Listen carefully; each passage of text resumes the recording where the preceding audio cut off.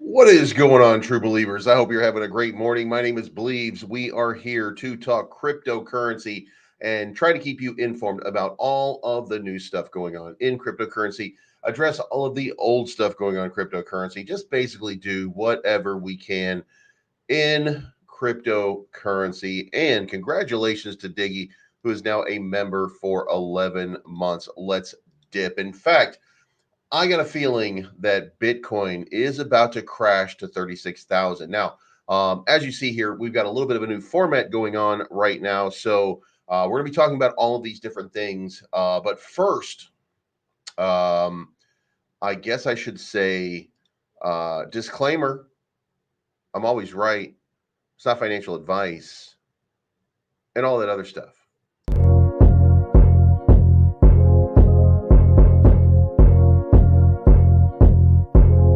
It's your boy Bleeves. Everybody listen up. Let's get it. I'm trying to put money in your pocket. That crypto wallet. That bing bada bing ching ching big profit. Even when the market's sideways, I'm looking for ways to get paid.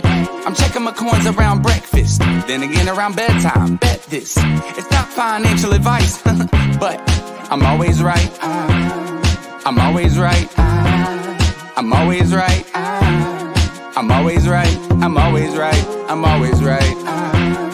I'm always right. I'm always right. I'm always right. I'm always right. I'm always right.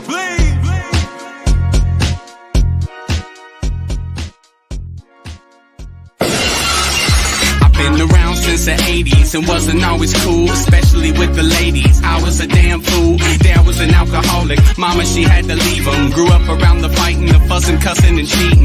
That's when I started breaking all of the rules. Selling drugs and robbing people. I was kicked out of school. I was a bad kid, tearing shit up. Sleeping on couches with 40 bottles and cigarette butts. Years go by and I got sick. Stage 4 lymphoma, how'd I get this shit? Lucky to be alive, so I changed my ways. I'm on that good life tip today. I'm looking for the good life, good life. Sitting on top of the world, I wanna be shining like diamonds and pearls. I want you to go there with me, girl.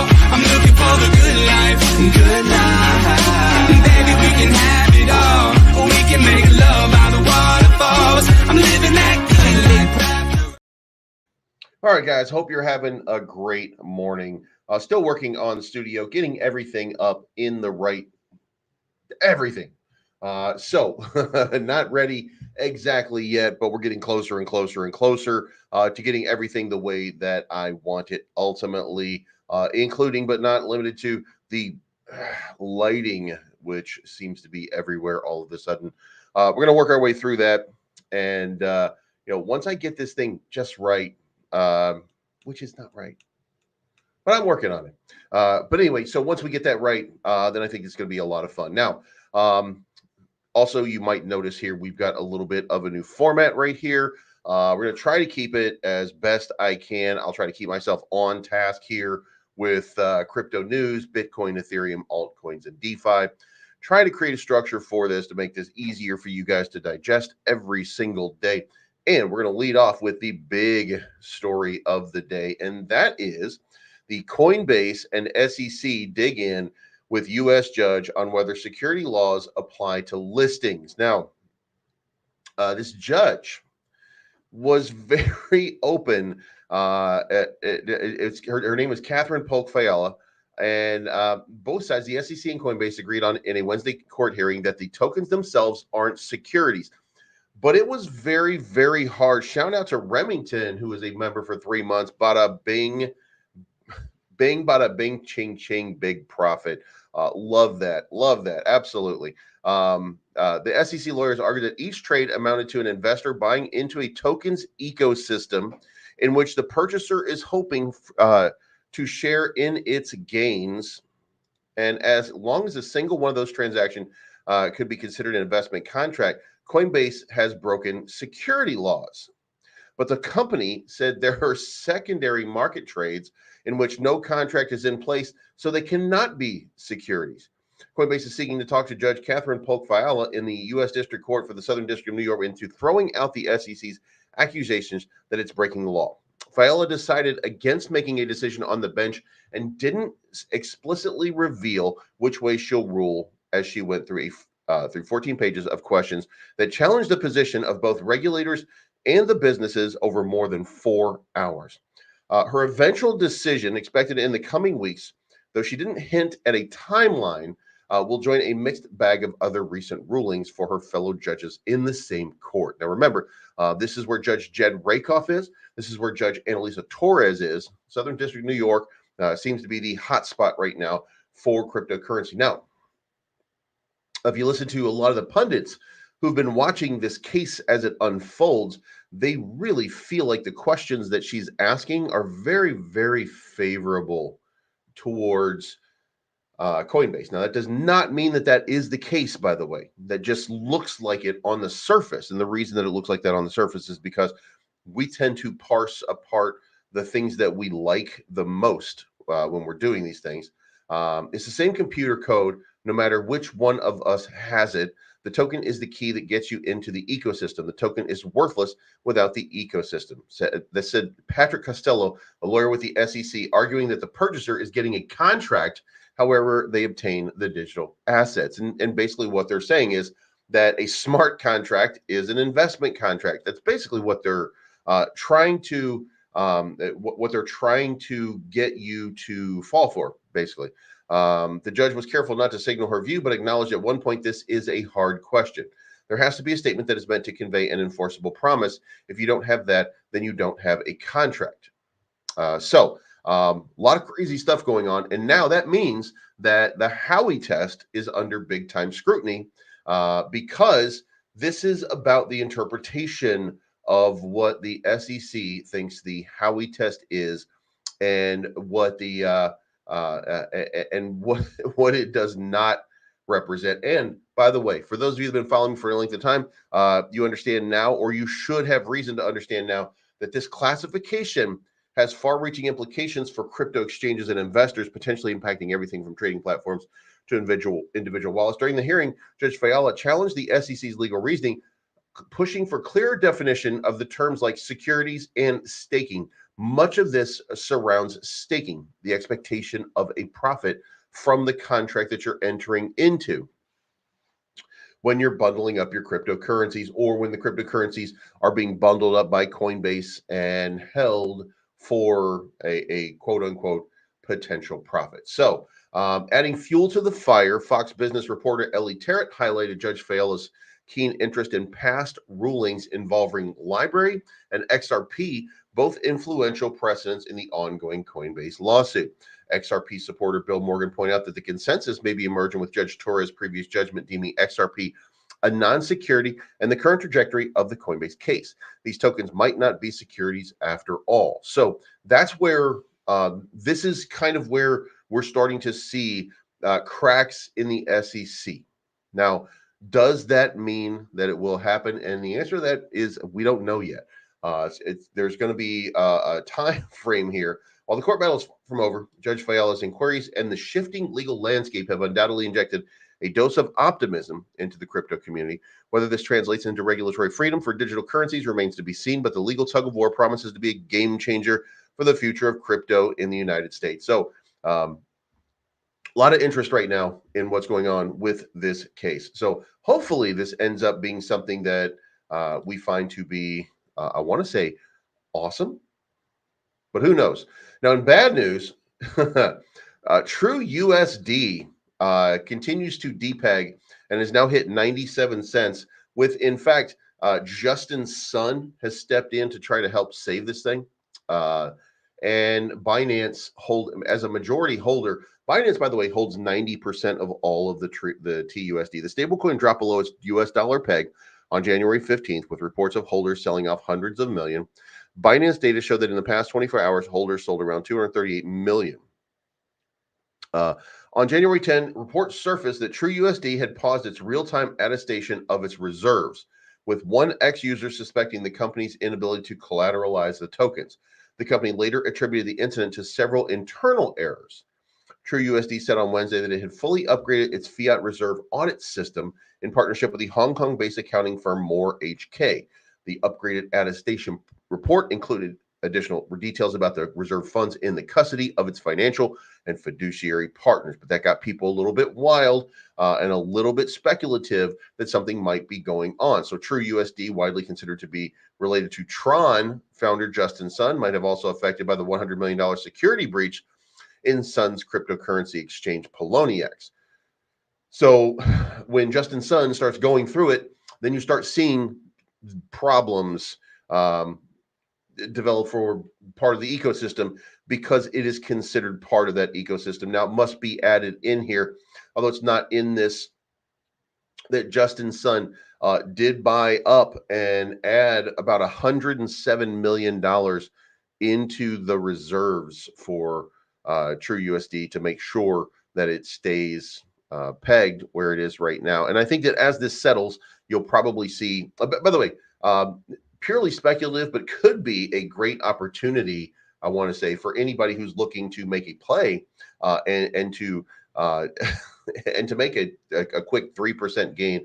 Like I would not be shorting TrueUSD at this point, but I would certainly go long to get it back up to $1 and then set your sell order for $1 because I get the sense and I get the feeling that because it's Binance, because it's Justin Sun, because it's these guys, they're going to work diligently to make sure that this thing succeeds. So, yeah, that's if you can get TUSD at somewhere, then it's worth throwing a buck at, you know what I mean? Just to see what happens.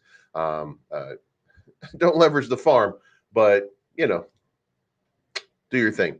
Also, Elon Musk in the news again, says that he still owns a bunch of Dogecoin and that SpaceX owns a bunch of Bitcoin.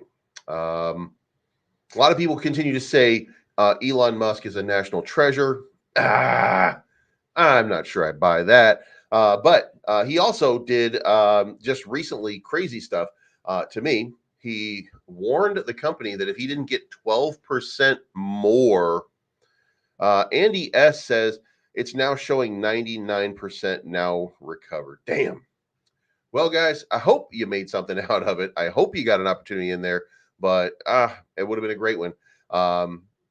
So anyway, Tesla CEO and space chief wanted 12% of Tesla stock. He wanted 12% more shares. And I guess he basically wanted them to give up their shares to him, or he was going to withhold AI technology. Guys, it is time for us to consider at least that even if we like Elon Musk, there is some wild stuff happening with Elon Musk right now.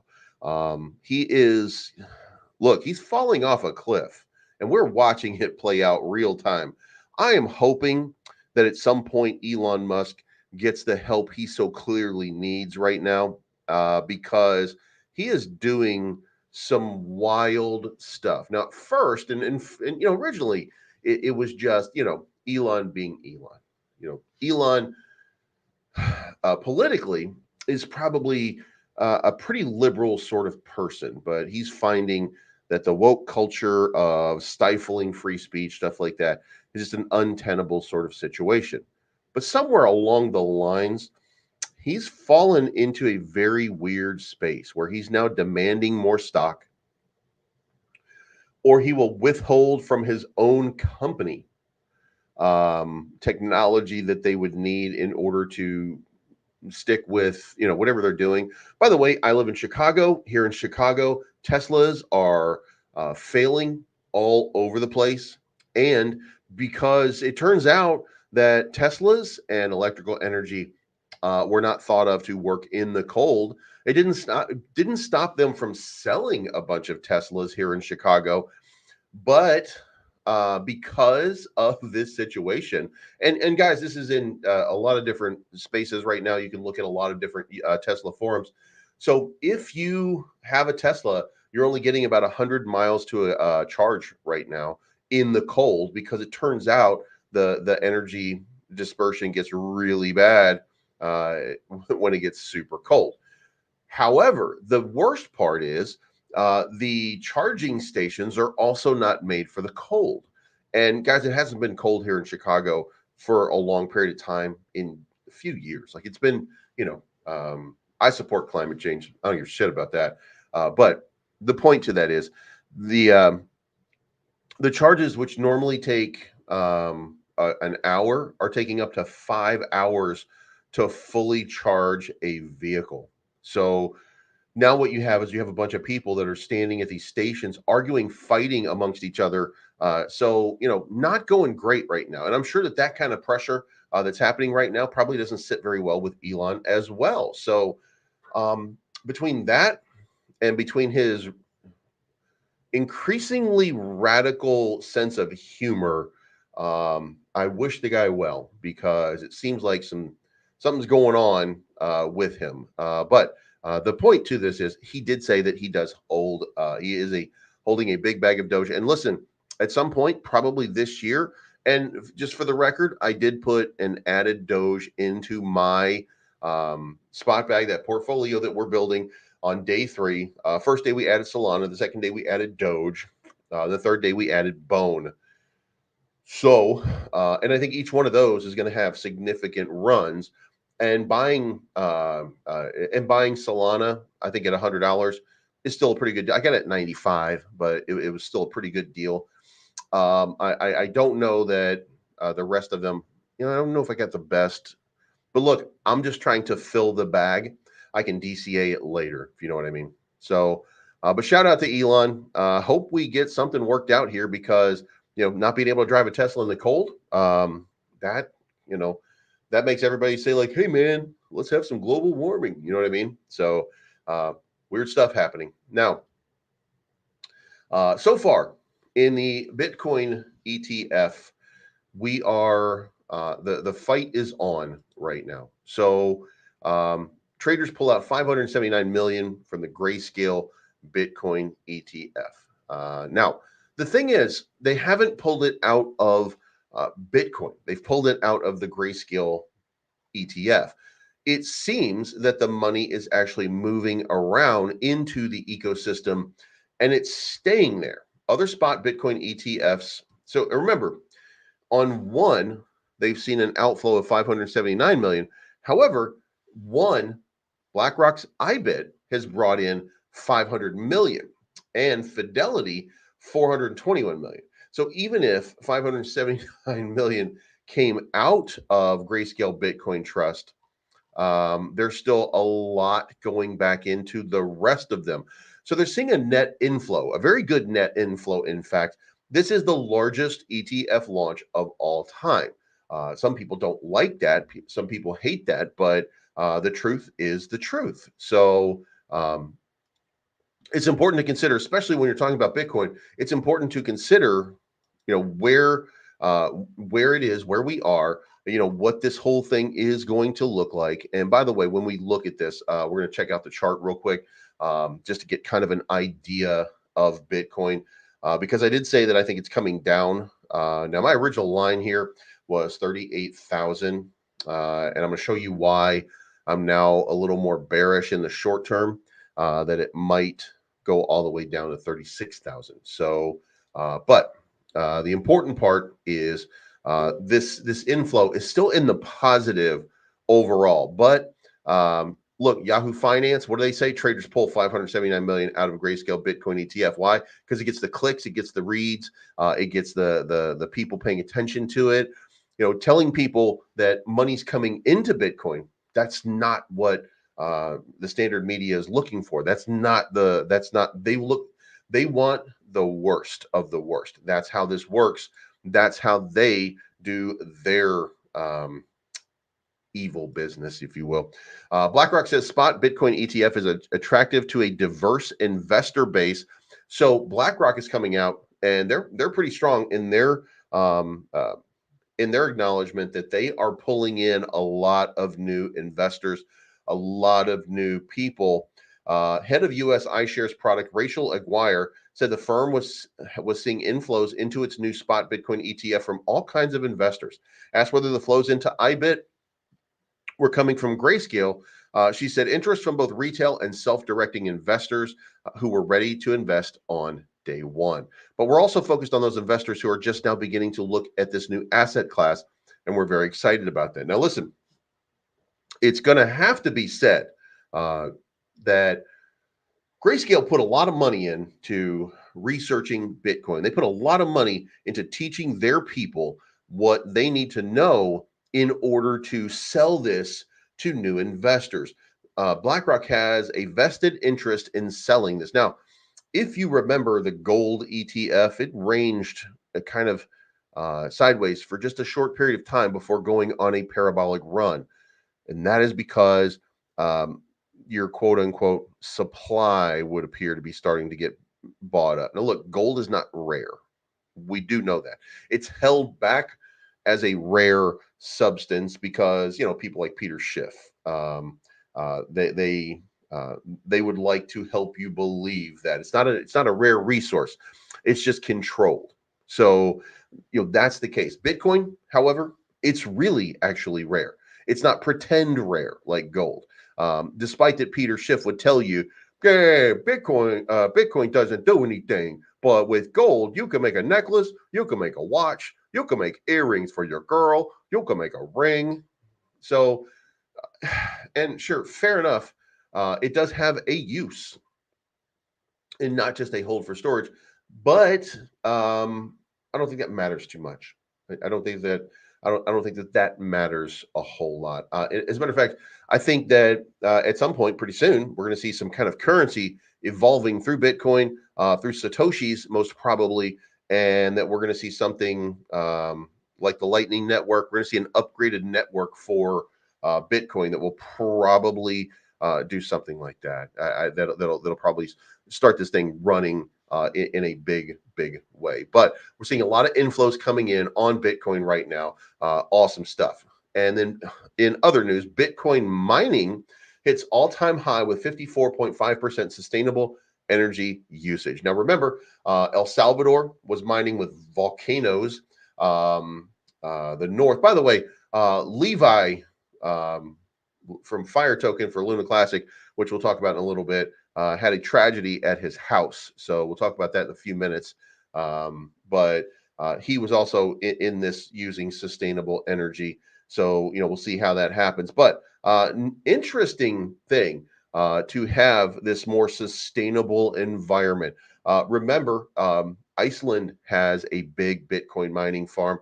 All of these different places that are using renewables and solar to mine Bitcoin. They're making it work for all of us. So shout out to those guys. And with that, so the Bitcoin price, it's not looking great. We're getting a consolidation right now, and you can make an argument that that it's consolidating in some sort of way, but really, it just looks like if we're not doing a liquidity sweep. And if we don't see, this has been a couple of days right now, if we don't see like an immediate sort of liquidity sweep back up into this 46,000 range where this 46,000 range is, then we're not retesting anything. What we've done basically is we came up here and we got a wick to test this area right here. If we don't come in and we don't test this range right here at about 45.6, if we don't do that, then investors will tire. And when the investors tire, we're going to dip because we don't have enough buyers.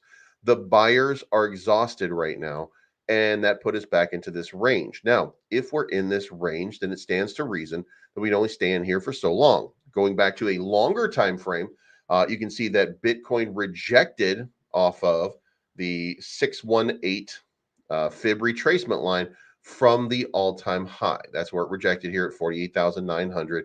And then it came back down into the 0.5 area. Now, 0.382 is sitting right here. It's at 36,166. So if we see a full-on retracement, now, I'm not saying that we will, but if we see a full-on retracement, that does put us at that 36,166 line. So it is possible over the next couple days, we get a violent sort of move to the downside. Now, that would be good overall because it'll push it right back up. I think that we'll get the liquidity sweep. We'll liquidate some people. We'll get some people out of their long positions. We'll get some more hodlers. BlackRock and all of these ETFs will continue to buy up the Bitcoin. And then the next thing you know, people will be like, hey, where did Bitcoin go? And then you'll start to see this thing start, again, continue to rip. So getting into this range, of course, at the beginning of April, we're probably looking at $50,000 Bitcoin, right? We're still on track, by the way, for anybody who's concerned about that. Until we're not on track, we're still on track. So this is, we're still in a great position. Now, for the overall market, we're down a little bit on the day, but, it cannot be understated how important it is for profit and volatility for Bitcoin. And we're going to see a lot more volatility coming. The question right now is just which direction it's going to go in.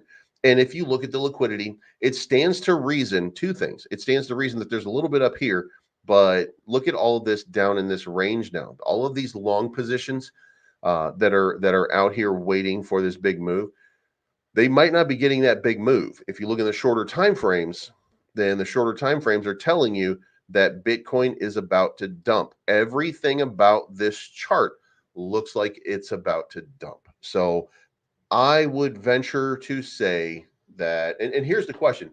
If we dump like that, do we end up finding enough buyers that come into the market that are going to allow the price to pump? And the most probable outcome of that is yes, we will.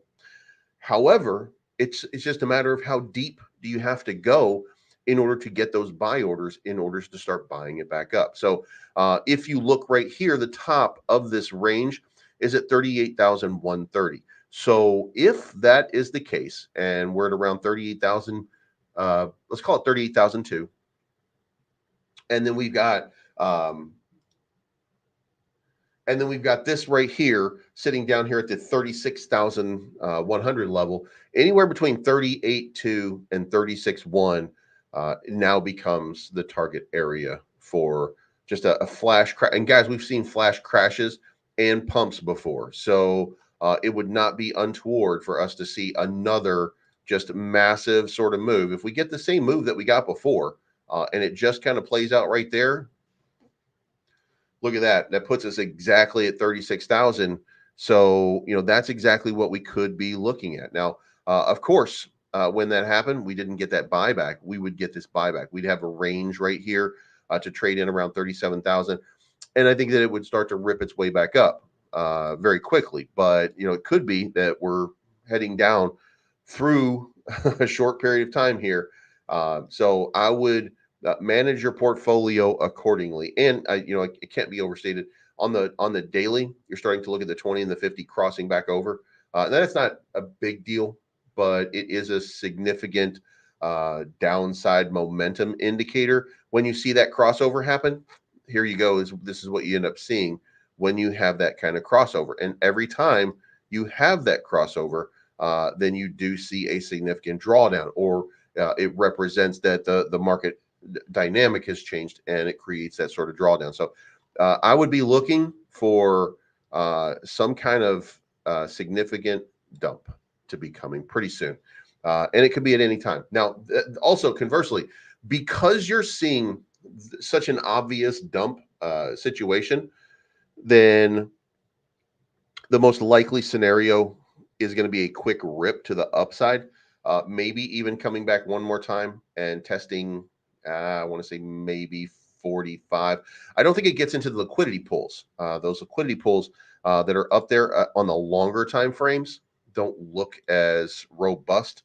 So, there's no reason really other than just because you can sweep to get up in here to pass 44.4. I want to say that 44.4 pool right there, 44,529 has about over $250,000 in liquidation leverage to get wrecked. So a sweep down that would look like a move down into this range down here, and then a quick move up here into that 44.5 sort of range would not be out of the way and would still fall in line with us coming down just a little bit more from that position. So there's a lot of liquidity sitting around here, and the market likes to capitalize on those kind of big moves. So You could see a complete fake out. If you see a pump coming, then I'm going to say most likely it's a bear trap at this point to try to catch you. And then it ends somewhere in that 44.5 sort of neighborhood, which makes sense because that's kind of the toppers on it's kind of the top right here, the top right here, the support right here. So, that would make sense that that's probably going to be the range. But make no mistake, everything on this chart is telling us that we're coming into this range most probably. So, and we could get faked out. The market does what the market does, but we watch these charts because this is based on human emotion. This is based on trends. This is based on what people do, and what it's telling us is that people are about to dump. So, but again, short term, long term, you should still remain bullish. Long term, you should be looking at these charts and you should be super excited with what you're seeing. Long term, you should be looking at this and you should be saying, "Oh my God, look at this right here. It looks like we're consolidating for another leg up and another breakout." And we could be. The situation is we could just get some big wicks along the way. So, but in the longer time frames, you are looking still extremely bullish and ready for that next big leg up. So, get ready because it's going to be coming. And now let's move on to Ethereum. The Ethereum price could rise further as supply on exchanges nears an all-time low. So remember, you've seen a lot of people, and we've talked about over the last couple of days, that number one, Ethereum could go to 3,500. Number two, Ethereum could go to 3,400. Number three, Ethereum could go to 3,450. We've seen a whole bunch of people making a case that Ethereum could be on a nice big rip. But if you look at the numbers, Ethereum supply on exchanges is close to its all-time low of 8%. The altcoin's dominant surge against Bitcoin pushes ETH and Bitcoin nearly 18% higher in the past week, and Ethereum added over 89.4 thousand Ethereum addresses per day in the past week, according to Santiment. So, and that's not all Pablo making new wallets for his new project. You know what I mean? There is an opportunity here, and there is a real chance that, and look at this, the consolidation that you see, by the way, we'll just do a quick comparison back and forth here. The consolidation that you see for Bitcoin was very radical, right? On Ethereum, not so much. It's still consolidating at or near that top. Ethereum wants to continue running. It really looks it looks fundamentally different than Bitcoin, although similar. It looks fundamentally different right now, and it looks like it's in a divergent path. And if it's in a divergent path, then it would be it would be most likely that what we're looking at is, and remember, this number was pretty high and still remains high, that we're in an altcoin season. It is an altcoin season, but we're not seeing the absolute rip yet. We haven't seen the big move. So it could be that we're looking at Ethereum to have another gigantic run. And the deeper we get into this run, the better off we're going to be. Now, I told you guys before that if we hit 50,000, we would have an altcoin season. Well, we hit 49. So that's close enough that we could still have a fantastic season. Now, I think that 50 is a psychological number. There wasn't really a basis behind that. That 49 works for altcoin season just like anything else. So I would be confident to say that we're going to continue and we're going to start to see alts continue their pump. But Ethereum with the low supply on chain, I still think Ethereum has to make another big move. If Ethereum makes another big leg up and we suddenly see a big rip into Ethereum up into that 3,000 range, then I think that's going to cascade down into all of the alts. Now, I do want to point that if that happens, and if we get a rip like that and a move like that, well, then you're going to look at your altcoins, and you're going to look at your DeFi coins, you're going to look at all your pairings on Uniswap, and you're going to see a big spike in everything's price action. And when you see a big spike in all of that price action, that usually makes you think, oh, wow, we must be having a meme coin season. And then that gets people looking at meme coins and getting into higher risk plays. And if that's the case, then guys, it's off to the races. It will be off to the races. So shout out to Ethereum. Hopefully we'll get that move. So yeah, but also top crypto trader says Ethereum challenger Solana is gearing up for a double-digit rally, and then he's got his own targets on what we're going to get in Solana. He says, and this, by the way, is Blunt's, and he says that Solana is going to soar 39% from its current value, coming up into, and his prediction is that it's going to go into the 140 range. So Solana looking pretty strong right now, trading at around 98.85. Perhaps it's ready for another sort of breakout move, if you will. And it looks like he's talking about maybe the 0.5 fib level. So, that might be what he's looking at. In fact, it could be, and this is a weekly, by the way, but it could be that he's looking at this and seeing that strength right there sort of play its way out. And this looks very similar to what Ethereum looks like. So, it really, everything is just kind of showing you that there's an altcoin season kind of in the works, that it just looks like there's an opportunity for everything to start ripping. So looking for 140 on Solana. Grayscale has updated its portfolio, dropped MATIC, and added XRP. That could mean that we're getting a big run coming up pretty soon from XRP. Grayscale would generally be one of those people or one of those companies that does everything that they can do to make sure that they have whatever smart people that they need to get to get themselves a solid and good position. And it could be that we're looking at one of those big runs from XRP. XRP currently looks like this. Doesn't look like it. So as it's looking dead, when you compare it to MATIC, not really much of a change. MATIC looked like it had a much bigger rip just recently. XRP, a much more muted kind of run. But of course, XRP had already had that big run before and gone up to 93 cents. So it's in a consolidation range, but there's a lot of conversation right now.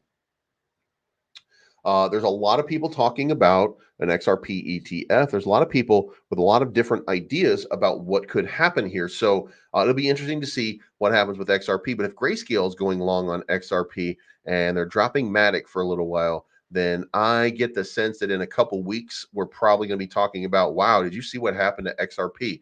So maybe tonight, XRP is going to be in our bag. But stay tuned for that. Portfolio day 4 is going to be coming tonight. So, but that's out of the way. And now dYdX now beats Uniswap. Here's something that's very interesting. dYdX has moved. And if you're keeping up with it, dYdX has moved to the Cosmos ecosystem from Ethereum, and now its volume is even bigger than it was before. So now dYdX is the top DeFi exchange for the moment. So if you haven't already, you might want to look into some dYdX for the future.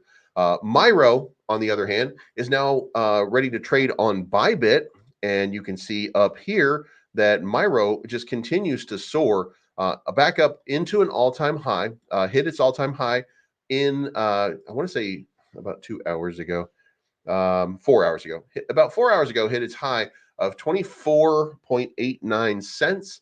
Currently trading at 23.2 cents. So guys, if you remember, we got in at 7 cents. So we're feeling pretty good about that position right now. I do think that 33 cents is where the next big move takes us to. And in fact, if you're wondering what that looks like, I mean, for me, you're actually seeing the whole thing. You're seeing the whole thing is kind of play out right here again on this little range right here.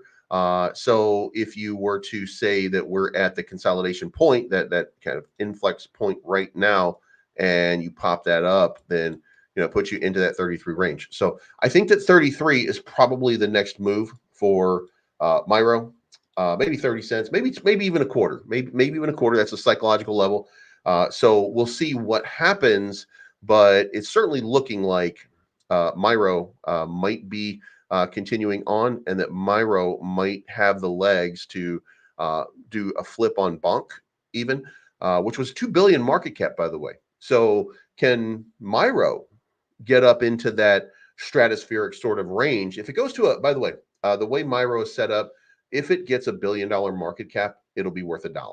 If it gets a $2 billion market cap, it'll be worth $2 billion. If it gets a $3 billion market cap, it'll be worth $3 because they have 1 billion supply. Some of it gets burned, people randomly burning it. But other than that, it's basically 1 billion supply. So we'll see what happens here. But people are getting super excited for the buildup. Now, with that happening, we should also recommend here WIF, dog with hat. So this is, by the way, I want to challenge anybody here. By the way, this looks like insider trading to me. Crazy stuff. So Solana meme coin dog with hat hits all-time high ahead of Binance and KuCoin listing. So dog with hat is coming out here and having this wild little run with. So we got dog with hat launched a month ago at 420 million market cap. WIF is doing it again. Kind of a crazy move here. But a week ago, somebody just randomly with their wallet called Binance Insider purchased 8.65 million worth of WIF, which means they're going to dump, by the way. And then 16 hours before the announcement, another fresh wallet bought $1 million worth of WIF. That's before Binance had an announcement, and then Binance had an announcement. So that's very, very interesting and very intriguing. I would be a little bit nervous. By the way, this is going to sell off massively at this point because those guys did that. And then I think that we should recognize that along with this trend right here, if you notice, by the way, MYRO, same kind of thing here. Runs up here into this 33, 35 range, and then has a massive correction, and then gets a big listing. So what you have to look at is trade volume. So what's the trade volume over here? 16.5 million. MYRO trade volume, 15 million. Guys, it's only a matter of time. It's only a matter of time before MYRO ends up getting listed as well. So if you haven't already, you might want to consider some MYRO. WIF, I think it's too late. If you didn't get in on WIF, I wouldn't get in right now. But anyway, so I think that we did it. We accomplished what we were looking for the day. So we're going to run the ad, and then we're going to get out of here. You guys have a nice day. Cryptonomy giveaway is done. If you won, it is in your wallet right now. So I want to let you know that on my transactions so far, but I do want to look at the fixed ones right now, and I want to look at each one of the deposits that we've made over here. My Solana deposit, which we did just a couple of days ago, you can already see my scheduled interest is going to be 26 Solana. Right now, that's going to be about $2,600 for this hold. Now, this hold is for 1 year, but I only put in 26 Solana. I'm getting 26 Solana back out. With my Tether, the rate's just a little bit different, but $2,589. Pretty good results, pretty good amounts here all the way down the line, especially with Bitcoin. I'm going to schedule to earn 0.08 off of my shortest term play over here, and then 0.037. I'm looking for the good life, good life.